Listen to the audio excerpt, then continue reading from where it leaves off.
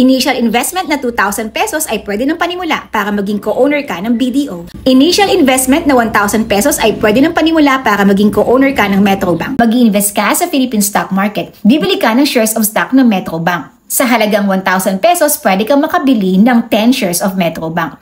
As of January 27, 2025, ang market price ng Metrobank ay 70.7. I-divide mo ang 1,000 pesos sa 70.7, that's 14. Pero ang board lot ng Metrobank ay 10. Sa halagang 2,000 pesos, pwede kang makabili ng 10 shares of BDO. As of January 27, 2025, ang market price ng BDO ay 139. Yung 2,000 pesos, i-divide mo sa 139, that's 14. Pero ang board lot ng BDO ay 10. Pag sinabi mong board lot, ito yung minimum number of shares na pwede mong i-trade sa stocks. Simulan mo ng aralin ang stock market, ang simple investing strategy nito. Magandang preparation yan para sa iyong retirement fund, para magkaroon ka ng extra income or passive income para sa education ng iyong mga anak at pwede mo pa ipamana ang knowledge mo sa stock market sa iyong mga anak. Magkakaroon ako ng free live online training ngayong February 17, 19, 21, and 24. Ito ay para sa mga beginners or zero knowledge or little knowledge sa Philippine stock market. Ang ituturo ko dito ay kung paano ka kumita sa dividend investing,